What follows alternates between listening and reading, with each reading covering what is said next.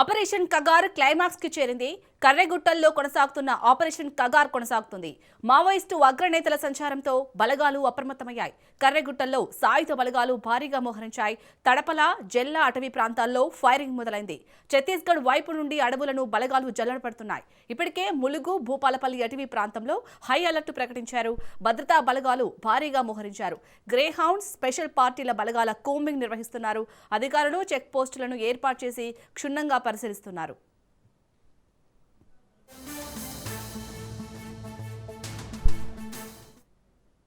ఇక ఇదే అంశంపై పూర్తి డీటెయిల్స్ ని మా ప్రతినిధి చంద్రశేఖర్ అందిస్తారు. చంద్రశేఖర్, మార్చి 2026 మావోయిస్టులకి డెడ్ లైన్ అయితే కేంద్రం ప్రకటించింది. ఈ నేపథ్యంలోనే కేంద్రం మరికొద్ది రోజులున్న నేపథ్యంలో కేంద్రం మావోయిస్టులను తుడిచిపెట్టే విధంగా అయితే మొత్తం కార్యాచరణ మొదలుపెట్టింది. ఇప్పటికే ఆపరేషన్ 2 పేరుతో ఇటు కగార్ ఆపరేషన్ కగార్ మన కర్రగుట్టలో మొదలు పెట్టేసింది. ప్రస్తుతం దండకారణ్యం ప్రాంతంలో ఉన్న ఛత్తీస్గఢ్, మహారాష్ట్ర, తెలంగాణ అడవుల్లో మొత్తం భారీగా అయితే సిఆర్పిఎఫ్, డిఆర్జీ, కోబ్రా బలగాలు మొత్తం కూడా కూమింగ్ నిర్వహిస్తున్న పరిస్థితి. మొత్తం కూడా మనం చూసుకుంటే మావోయిస్టులను మొత్తం తుడిచివేసే విధంగా అయితే మొత్తం ఆపరేషన్ కగార్ను ఏర్పాటు చేసింది. ముఖ్యంగా ఇటు కర్రెగుట్టల పైన మావోయిస్టులు భారీగా ఉన్నారన్న నేపథ్యంలో ఏప్రిల్ నుండి మే వరకు కూడా కర్రెగుట్టల పైన ఆపరేషన్ కర్రెగుట్టల పేరుతో అయితే భారీగా అయితే బలగాలు మావోయిస్టుల వేట కొనసాగించిన నేపథ్యంలో 30కి పైగా మావోయిస్టులు కూడా అప్పుడు జరిగిన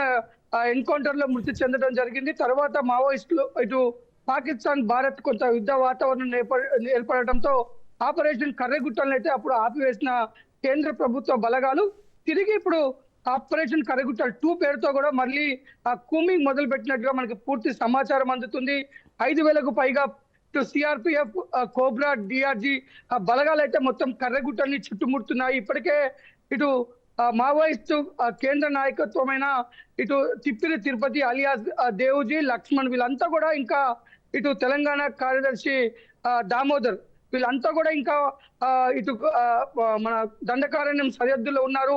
ఇక్కడ సేఫ్ జోన్ గా భావించి ఉంటున్నట్టుగా అయితే కేంద్ర నిఘా వర్గాలకి సమాచారం అందింది. ఈ నేపథ్యంలోనే వీరందరినీ కూడా ఇటు అరెస్ట్ గా లొంగిపోవటమా లేదంటే ఎన్కౌంటర్ చేయటమా వీటన్నిటి ద్వారా ముందుకు వెళ్ళాలనేసి మొత్తం 5,000కు పైగా బలగాలు అయితే ఇప్పుడు ప్రస్తుతం కర్రెగుట్టని చుట్టుముట్టు పడుతున్న పరిస్థితి. మొత్తం కూడా కర్రెగుట్టల పైన భారీగా కూమింగ్ చేస్తున్నారు. ఇప్పటికే కర్రెగుట్టల పైన 2 బేస్ క్యాంపులు కూడా ఏర్పాటు చేశారు. సిఆర్పిఎఫ్ ఆధ్వర్యంలో రహదారులు కూడా నిర్మించడం జరిగింది.